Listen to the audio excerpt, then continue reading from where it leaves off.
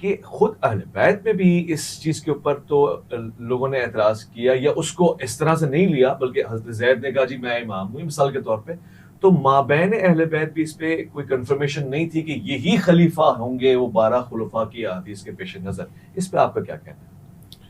بسم اللہ الرحمن الرحیم. دیکھیں میں آپ کے سامنے واضح کر چکا ہوں اور رسول خدا صلی اللہ علیہ وآلہ وسلم کے فرامین سنا چکا ہوں. بات یہ ہے کہ جو میں نے آپ کو مثال دی تھی حضرت یعقوب علیہ السلام کے بیٹوں کی، کہ انہوں نے کہا، انہوں نے حضرت یوسف کی ولایت کو تسلیم نہیں کیا، ان کا حسد تھا اسی بات پر، اور ان کو جا کر کنویں میں پھینکا ہے. تو اس کا مقصد یہ نہیں تھا کہ وہ اب حضرت یوسف کی ہم نبوت کا انکار کر دیں. بات یہ ہے کہ بعض اوقات کچھ ائمہ کے یعنی بھائیوں میں کسی نے علم جہاد بلند کیا، تو علم جہاد بلند کرنے کی وجہ سے، کیونکہ امام وہ ہوتا ہے جو اللہ کی طرف سے اللہ کی رضا پر راضی ہوتا ہے، جو وہ اس کا عمل یعنی لوگوں کے لیے حجت ہوتا ہے. امام اگر خاموش ہیں، وہ نہیں چاہتے جہاد کریں یا وقت کو مناسب نہیں سمجھ رہے، لیکن دوسرا بھائی وہ چاہ رہا ہے کہ جہاد کرے، اور اس راہ میں اس کے ساتھ لوگ مل رہے ہیں اور اس کو رہبری مل رہی ہے، اور وہ یعنی یہ کہہ رہے ہیں کہ یہ امام ہے. بات یہ ہے کہ امام ہمارے پاس وہ ہوتا ہے جس کے لیے جو شرائط رسول میں پائی جائیں، وہ تمام کی تمام شرائط جو نبوت کے اندر ہیں وہی امام کے اندر ہونی چاہیے. ہم امام اسے مانیں گے جو رسول خدا صلی اللہ علیہ وآلہ وسلم کی نص کے مطابق بنا ہو، جو عالم ہو، جو جس کے لیے رسول خدا صلی اللہ علیہ وسلم نے نام لے کر بتایا ہو، عادل ہو، تمام شرائط جو بھی ہیں، جس طرح سے میں نے بتایا کہ تمام وہ شرائط جو نبوت کے اندر، وہ تمام کی تمام امامت کے اندر. تو جب ایک امام جاتا تھا تو دوسرے امام کا نام لے کر جاتا تھا. اگر مثال کے طور پر امام حسین گئے تو امامت سونپ کر گئے امام زین العابدین کو، پھر امام زین العابدین نے سونپی امام باقر علیہ السلام کو، پھر امامت سونپی گئی ہے امام جعفر صادق علیہ السلام کو. تو یہاں پر اگر کوئی بھائی ان کا اس بات پر یعنی اعلان کرتا ہے کہ میں امام ہوں، تو وہ قطعاً قبول نہیں کیا جائے گا، کیونکہ نص موجود ہے. امام خود امام بنا کر جاتے ہیں. تو یہاں پر جو اشتباہ ہوا ہے لوگوں سے اختلاف کا، تو اختلاف یہاں کوئی معنی نہیں رکھتا.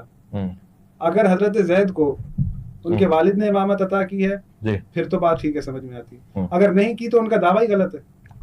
میں تو کہتا ہوں دعویٰ ہی نہیں کیا، اس کی تحقیق کی جائے گی کہ بھائی واقعی انہوں نے دعویٰ کیا یا نہیں ہے، یا وہ خصوصیات جو امام کے اندر ہونی چاہیے وہ ان کے اندر ہیں یا نہیں ہیں. ان کے مقابلے میں جو وقت کے امام موجود ہے، امام جعفر صادق کو بات رہ گئی اس کے اندر، انہوں نے اپنی نبوت، اپنی امامت کا جو دلیل دی اپنے ماننے والوں کو، کہ خداوند متعال کا یہ فرمان ہے کہ ان عدت الشہور عند اللہ 12 شہرا فی کتاب اللہ یوم خلق السماوات والارض منها 4 حرم ذلک الدین القیم، کہ اللہ کے نزدیک جب اس نے زمین و آسمان کو خلق کیا تھا تو 12 مہینے تھے، اور ان عدت الشہور عند اللہ 12 شہرا فی کتاب اللہ یوم خلق السماوات والارض منها 4 حرم، یعنی اس میں 4 حرمت والے ہیں. ذلک الدین القیم، اللہ کا دین ان پر استوار ہے، اللہ کا دین ان پر قائم ہے. اسلام سے پہلے لوگوں کو پتا تھا 12 مہینے ہیں، اور وہ حرمت کے مہینوں کو بھی جانتے تھے. ایک امام کے صحابی نے شک کیا تو امام نے اسے کہا کہ تو کہاں تھا؟ آتا نہیں. اس نے کہا کہ میں کوفہ تھا. کوفہ میں کیا دیکھا کہ حضرت زید کے ہاتھ میں کتاب تھی اور کہہ رہے تھے اس کے ناسخ و منسوخ میں جانتا ہوں. اور شک تھا اس کو کہ امام کی امامت پر امام جعفر صادق علیہ السلام کی. تو امام جعفر صادق علیہ السلام نے کھجور منگوائی، کھجور کھائی اور زمین کے اندر پیوست کر دی، تو فوراً ایک شجر نکل آیا. اللہ اکبر. اور اس میں کھجوریں لگی تھی. تو امام نے اسے کہا کہ کھجور توڑ. اس نے کھجور توڑی، کہا کہ اس کو 2 حصوں میں تقسیم کر. اس نے 2 حصوں میں تقسیم کیا تو ایک حصے میں جو ہے 12 اماموں کے نام لکھے تھے، جس میں امام جعفر صادق علیہ السلام کا بھی نام تھا، امیر المومنین امام حسن، امام حسین، سب کے نام لکھے تھے. دوسرے حصے پر یہ آیت لکھی تھی ان عدت الشہور عند اللہ 12 شہرا فی کتاب اللہ یوم خلق السماوات والارض منها 4 حرم. اگر آپ قرآن پڑھیں گے تو آپ کو نظر آئے گا کہ واحد جو ہے شہر رمضان الذی، یعنی ایک واحد مہینہ. اس کی جمع اگر آپ دیکھیں گے تو آپ کو نظر آئے گا الحج اشہر معلومات، شہر کی جمع ہے اشہر. اگر آپ لغت کی کتابیں میں اٹھائیں گے جہاں پر بھی شہور آئے گا تو شہور کی معنی بنے گی عالم و دانا. ان عدت الشہور یعنی اللہ کے ارادے میں اس وقت جب اس نے زمین و آسمان کو خلق کیا تھا تو 12 دانا اس وقت بھی موجود تھے، 12 عالم، 12 اللہ رب العالمین کے خلفاء، رسول خدا کے جانشین. جب اس نے زمین و آسمان کو خلق کیا تھا پھر اللہ کہہ رہا میرا دین ان پر استوار ہے. اگر آپ دیکھیں گے تو مہینہ تو آپ کے پاس نہیں آتا بات کرنے کے لیے، نہ آپ کو دین بتاتا ہی ہے. تو اللہ کا دین مہینے پر استوار کیسے، مہینوں پر قائم کیسے؟ یعنی یہاں سے مراد یہ ہے کہ اس کی باطنی تفسیر امام فرما رہے ہیں، اس کو اپنے امام ہونے کی دلیل دے رہے ہیں. اس طرح سے تمام اماموں نے اپنے امام ہونے کی دلیل دی ہے. جہاں پر اختلاف ہوا ہے تو یہ اختلاف اول یہ ہے کہ پہلے ہمیں دیکھنا چاہیے کہ باقی انہوں نے دعویٰ کیا ہے یا نہیں کیا، اس کے بعد جو ہے وہ اس میں کوالٹی، وہ معجزات، وہ چیزیں ہیں یا نہیں. ٹھیک ہے، واضح ہو گیا. اچھا جنید صاحب آپ کی طرف آتا ہوں، اور انہوں نے ظاہر اس کے رد میں یہ بات جو رکھی ہے مضبوط بات بھی ہے، آیت قرآنی بھی پیش کر دی. آپ کا کیا کہنا ہوگا اس پہ؟ بھائی بات سیدھی سی ہے. یہ دعویٰ کر رہے ہیں کہ رسول خدا نے لوگوں کو نام بتا دیے تھے. جب نام بتا دیے تھے پھر نص پڑھنے کی کیا ضرورت ہے؟ ایک چیز کے متعلق اگر صحیح حدیث ثابت ہوتی ہے تو پھر مجھے اعتراض کرنے کی کیا ضرورت ہے؟ یہی اس بات کی دلیل بن رہی ہے کہ ایسے کوئی نام تھے ہی نہیں. اگر یہ ان چیزوں کو حجت بنا رہے ہیں کہ حضرت امام جعفر صادق نے یا دیگر کسی امام نے اپنی امامت کے لیے کوئی معجزے دکھائے یا کچھ دکھائے، یہ اس بات کی دلیل ہے کہ حدیث نہیں ہے. اگر حدیث ہوتی تو دلیل یہ بننے کی ضرورت ہی نہیں ہے، حجت ہی نہیں بنتی اس کی. یہاں پہ ساری بات یہ ہے. اور دوسری چیز ہے جو ائمہ کے اختلافات ہے وہ ہماری کتب میں سے نہیں ہے. یہ ایک بات بتا دوں، یہ ان کی اپنی مسالک کی کتبوں سے اس بات کی اختلافات کا ہمیں پتہ چلتا ہے کہ حضرت محمد بن حنفیہ نے علی زندانی سے اختلاف کیا امامت کے لیے. سمجھا؟ علی زید بن علی جو ہے انہوں نے بھی جنا اپنے ان کی کتابت مسئلہ. ہمارے اہل سنت میں تو ائمہ کا مفہوم ہی کچھ اور ہے، اور وہ ان چیز کو ڈسکس ہی نہیں کرتا ہے کہ ان میں اختلافات ہو، بلکہ ان سب کو جو ہے اپنے سر کا تاج سمجھتے ہیں ہم. ہمارے لیے تو یہ کوئی نہیں ہے وہ بات. اور تو یہ اصل نقطہ یہ ہے کہ یا تو حدیث ہے تو پھر ضرورت نہیں ہے کسی چیز کی تعویل کرنے کی یا چیزوں سے نکالنے کی، اور اگر حدیث نہیں ہے تو وہ کہہ دیں پھر تو ہر آدمی اپنا استنباط کرے گا. ایک چیز میں کہنا چاہوں گا، دیکھیں ایسا ہے کہ اول امامت کے لیے جو شرط ہے، امام وہ ہوگا جو سیدہ فاطمہ علیہا میں سے ہوگا.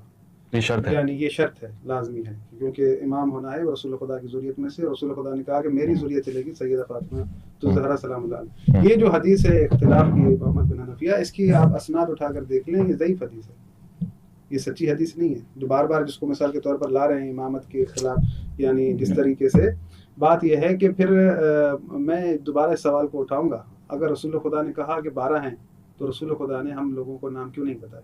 رسول خدا نے ہمیں اس مشکل میں کیوں پھنسایا؟ ایسا نہیں ہے. رسول خدا صلی اللہ علیہ وآلہ وسلم نے آپ کو جب یہ کہا ہے، یہاں سے خلافت باہر نکل ہی نہیں سکتی. ترکت فیکم مستقلا کتاب اللہ واہل بیت. ایسے تو پھر ہم کہیں کہ شب قدر کا اللہ تعالیٰ نے، اللہ کے رسول نے کیوں نہیں بتایا؟ ان کے سامنے کیوں کہنے کی مجال تو ہماری نہیں. ایسا نہیں ہے. دیکھیں نا، یہ اتنی بڑی مہم چیز ہے، لوگوں کی ہدایت کا معاملہ ہے. لوگ ہدایت جو ہے ان کے لیے فراہم کرنا بہت ضروری چیز ہے. اور ہمارے پاس یہاں تک جو ہے کہ وہ آیت کی تفسیر میں امام فرماتے ہیں کہ ومن احیاها فکانما احیا الناس جميعا. اس کا جو اول مصداق یہ ہے کہ آپ نے اگر کسی کو راہ خدا پر چلا دیا، ہدایت کا راستہ دکھا دیا، تو آپ نے سمجھ لیں تمام انسانیت کے لیے وہ بچا دیا آپ نے. الرحمن الرحیم. وَإِذْ قَالَ رَبُّكَ لِلْمَلَائِكَةِ إِنِّي جَاعِلٌ فِي الْأَرْضِ خَلِيفَةً صدق اللہ العظیم صلی اللہ علیہ نبی المی رفیع الرحیم. بہت شکریہ پہلے تو محمد اویس بھائی پروگرام میں مدعو کرنے کا.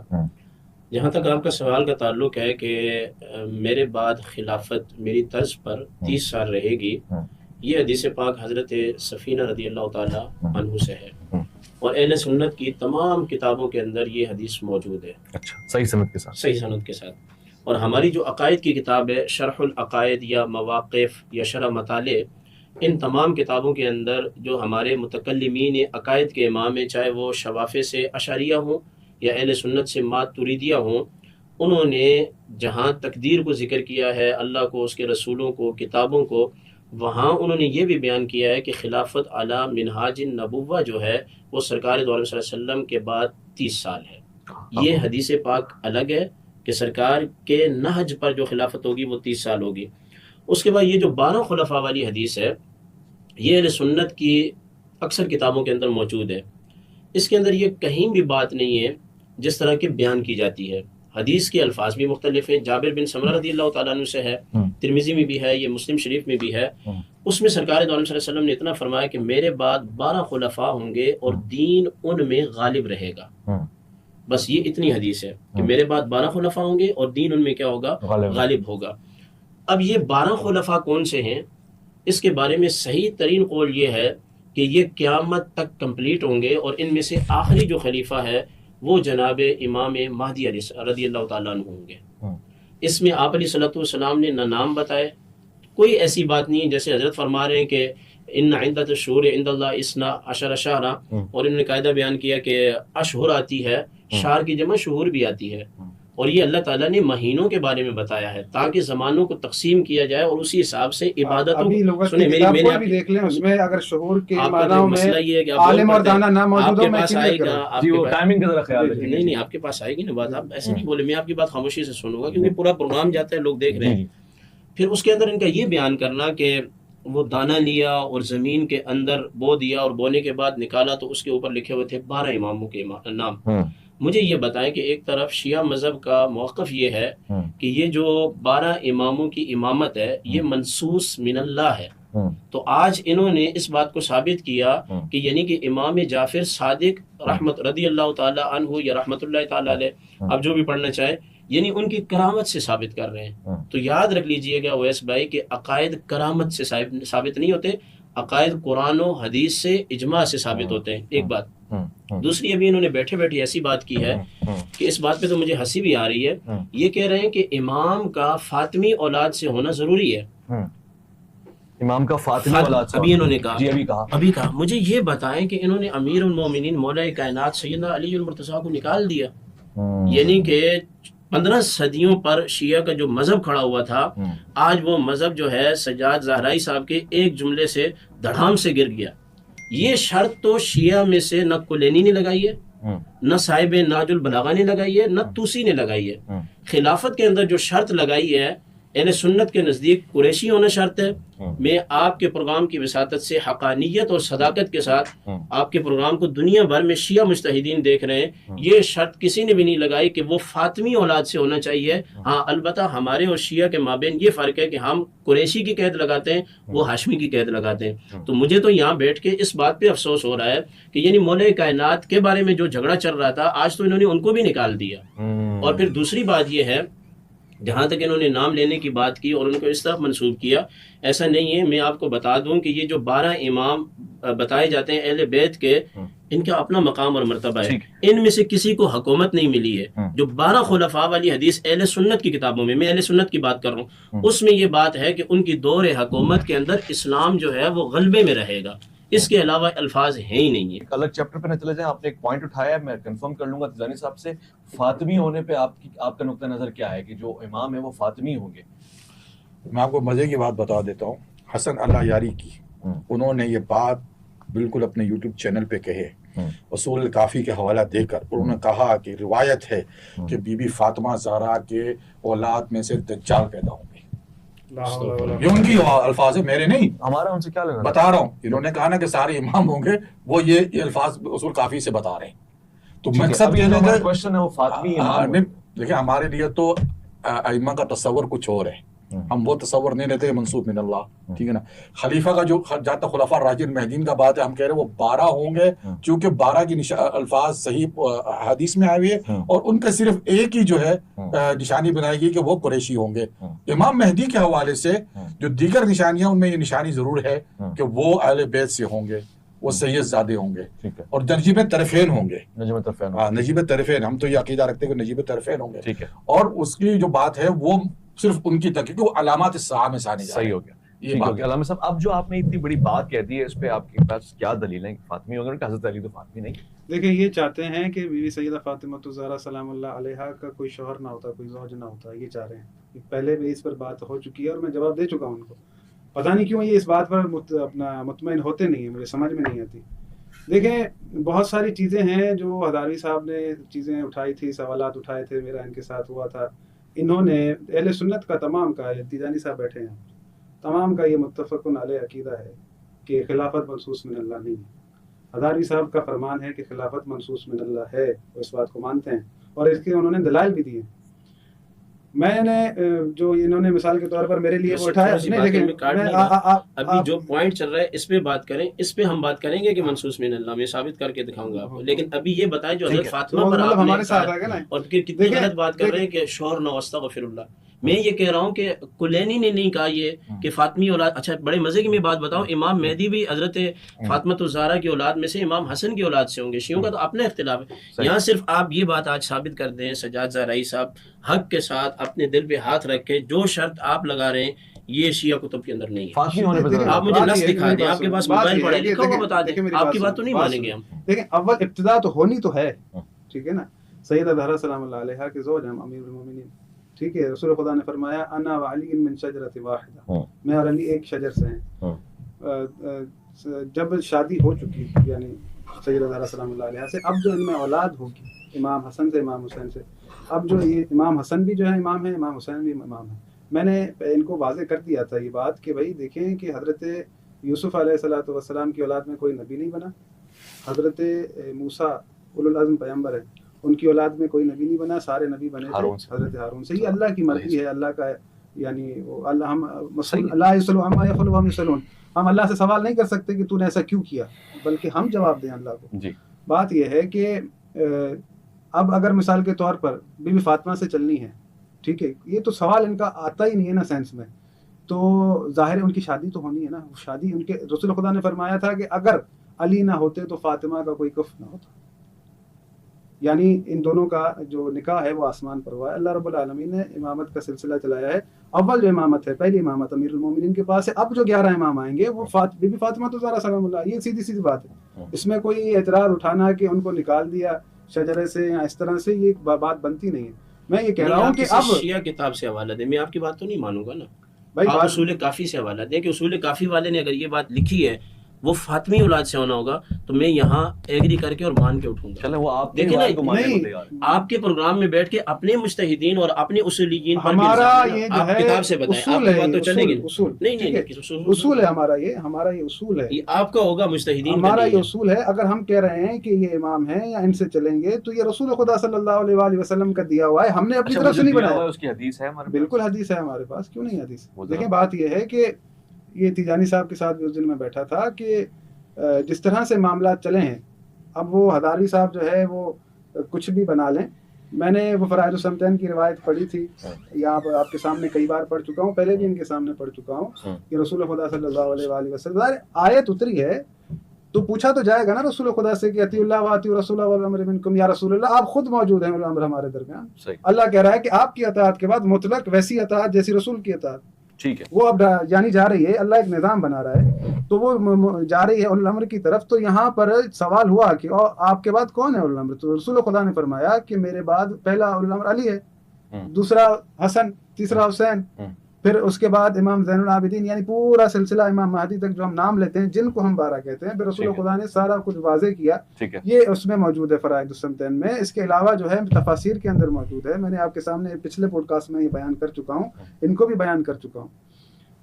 جس طرح سے اب میں یعنی رسول خدا کے صلی اللہ علیہ وآلہ وسلم کے فرمان پر غور کیا جائے، میں نے سوال کیا تھا ہداروی صاحب سے کہ رسول خدا نے فرمایا من لم یعرف امام زمانہ مات میتۃ جاہلیہ، جو بھی اپنے وقت کے امام کی معرفت کے سوا دنیا سے چلا گیا وہ جاہلیت کی موت مر گئے. تو آج اس دور میں ہمارا امام کون ہے؟ تو انہوں نے کہا کہ کوئی امام نہیں ہے. تو انہوں نے رسول خدا کے کلام کو چیلنج کیا. میں ابھی آگے بیٹھا ہوں، میں یہ کہہ رہا ہوں یہاں کی بات نہیں، بات آپ یہاں کی کریں گے. بات یہ ہے کہ اصولی طور پہ آداب یہ ہے، جیسے آپ کہیں گے 10 سال پہلے ہزاروی، بالکل اس سے ریلیٹڈ ہے. اویس بھائی پروگرام آپ کے ساتھ ہے، آپ کس ریسرچ کے اوپر یہ فرما رہے ہیں؟ کیونکہ حدیث کے جملے واضح ہے کہ من بعدی، میرے بعد. ایک حدیث میں تو یہ واضح آ گیا کہ 30 سال جو ہے وہ مناج نبوہ ہے. بات تو یہ ہے کہ حدیث کے ایگزیکٹ یہی جملے ہیں، یہ نہیں مجھے پتا، ٹھیک ہے نا. میرے پاس جو حدیث آئی ہے وہی ہے کہ خلاف 30 ثم ملک، یہ جملے ہیں. اس کے بعد سفینہ مولا کی جو بات ہے وہ ان کا اپنا اجتہاد ہے کہ انہوں نے سب چیز کو گنا. اب یہاں جو بات ہوتی ہے کہ ہم جب بات کرتے ہیں اہل سنت کے نقطہ نظر سے کہ تمام صحابہ عدول ہے، لفظ عدول استعمال ہوتا ہے ہمارے لیے نزدیک، اور پھر ہم یہ کہتے ہیں، دعویٰ بھی ہمارا یہ ہے کہ صحابہ سے ہم نے دین حاصل کیا. صحیح ہے نا. اب جب ہم دین کی بات کریں گے تو اس کا مطلب ہے کہ دین کے اندر جو سیاست بھی ہے وہ بھی ہم نے صحابہ سے سیکھنی ہے. اچھا، دین نے تو ہمیں بہت چیزیں سکھائی ہے، ٹھیک ہے نا. اب یہاں پہ جب حضور جو حدیث ہے جس میں رسول صلی اللہ علیہ وسلم نے فرمایا ہے تکون بینکم نبوہ ثم تکون ماشاء اللہ تکون ثم انفع اللہ، یہاں تک کے بعد میں اس کے بعد خلفاء الراشدین علی منہاج نبوہ، پھر اس کے بعد ملک العباد، کاٹ کھانے والی بادشاہ، پھر کہا کہ جبری مملوکیت، ٹھیک نا، پھر کہا کہ پھر خلفاء علی منہاج نبوہ. اچھا، اس کی ذرا کیٹیگری بتا دیں، یہ کون ہے اور پھر کاٹ کھانے والی ملوکیت کون ہے؟ وہی بتا رہا ہوں میں آپ کو، یہ بتا رہا ہوں نا کہ خلافہ. اب مسئلہ یہ ہے کہ سمجھنا یہی ہے کہ اسلام جو ہے ہمیں جو سیاست دیتا ہے، دین کے اندر سیاست سکھاتا ہے، تو سیاست ہم نے جب دین سیکھا صحابہ سے، تو سیاست کو بھی وہاں سے سیکھنا چاہیے. دین ہمیں اللہ کے رسول سے سیکھنا ہے، صحابہ سے تھرو ہمیں ملا ہے نا، اور سیاست بھی اللہ کے رسول سے سیکھنی ہے، ان سے ہی فلٹر ہوتے ہوئے. اب وہی بات آ جاتی ہے کہ اللہ کے رسول نے اپنے صحابہ کو کہا کہ یہ ہمارے یعنی تارے ہیں. نہ یہ بھی ضعیف حدیث ہے، یہ بھی ضعیف حدیث ہے. دوسرا خلفائے راشدین کی سنت پہ تو ہم چلیں گے کیونکہ حدیث ہے، مگر تمام صحابہ کی سنت پہ چلیں گے، اس کی حدیث آپ نے نہیں بات سنیں. نہیں، صحابہ میں اگر آپ کو کسی کی ایک کی سنت آپ کو ملتی ہے اور کچھ نہیں ملتا ہے، صحابی کا ایک ہو، تو وہ آپ کے لیے حجت ہو جاتا ہے کہ صحابی جو ہے اس کے بعد نبی صلی اللہ علیہ وسلم کا رتبہ آ جاتا ہے. یعنی صحابی کے بعد تضاد نہ ہو. تعداد تو نہیں، میں بات آ رہا ہوں تفاول و تعداد کی نسبت فضیلت کی بات نہیں ہو رہی ہے. اس وقت بات ہو رہی ہے کہ آپ نے دین کہاں سے حاصل کیا ہے. اہل سنت کا یہی موقف ہے کہ ہمیں دین صحابہ سے ملا، یہ ہمارا موقف ہے. ٹھیک ہے، یہ اصولی موقف آ گیا. اب ہم جب بات کریں گے کہ صحابہ کی جو حکمرانی تھی اس کو جب رسول صلی اللہ علیہ وسلم کی ایک حدیث سے کہ خلفاء راشدین مہدیین کے بعد پھر ملک عباد آئے گا، تو کیا کسی صحابی کے متعلق ہم یہ کہہ دیں گے کہ وہ کاٹ کھانے والی بادشاہت تھی؟ یہ بڑا ہم سے سوال اٹھے گا نا. ٹھیک ہے، ہاں. تو یہاں پہ دو صحابی رسول آ جاتے ہیں. پہلے صحابی حضرت امیر معاویہ اور اس کے بعد عبداللہ بن زبیر.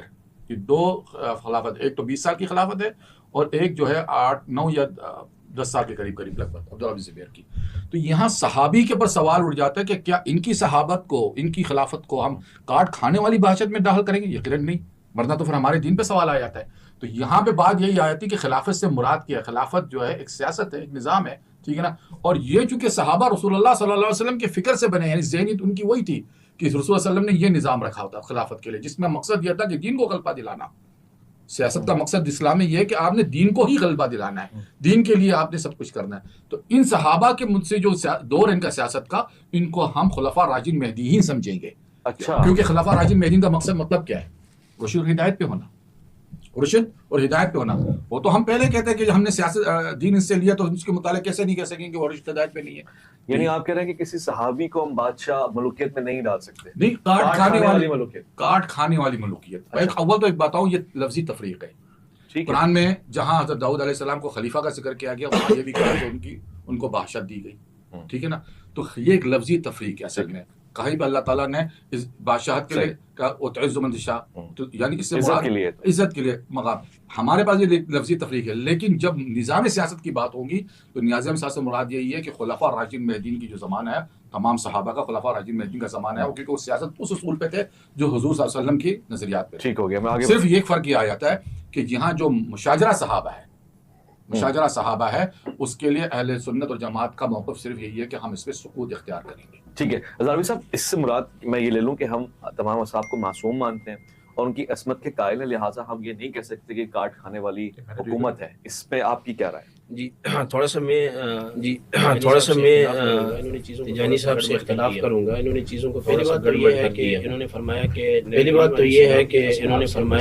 نبی کریم علیہ السلام کے اصحاب سے ہم نے سیاست سیکھی. ہم نے یہاں میں تھوڑا جملے کی تصحیح کر دوں کہ ہم نے صحابہ کرام کو دین نقل کی صورت میں ان سے لیا، کیونکہ سیکھا جو کچھ ہم نے وَيُعَلِّمُهُ الْكِتَابَ وَالْحِکْمَةَ وَيُزَکِّیہِم. یعنی سرکار دو علیہ وسلم نے جو دین اپنی زندگی مبارکہ 23 سالہ مبارکہ میں بیان کر دیا، دین وہی ہے. کیونکہ بنی اسرائیل کے انبیاء علیہ السلام سیاست کرتے تھے اور پھر وہ سیاست چلتی ہوئی سرکار تک بھی پہنچی ہے. آپ نے یہود مدینہ کے ساتھ جو ہے وہ معاہدے بھی فرمائے ہیں اور ہماری کتب حدیث میں موجود ہے کہ دنیا بھر کے بادشاہوں کو آپ نے خطوط بھی لکھے ہیں. پہلی بات تو یہ کلیئر ہونی چاہیے کہ صحابہ کرام دین کو منتقل کرتے ہیں ان کی جو اصل حیثیت ہے، یعنی کہ ان کے سامنے قرآن اور حدیث انہوں نے لیا اور لینے کے بعد انہوں نے تابعین کو دے دیا، انہوں نے تبع تابعین کو دے دیا اور اس کے بعد یہ کتابی شکل میں آج تک ہمارے پاس جو ہے یہ دین موجود ہے. اور ایک دوسری بات یہ ہے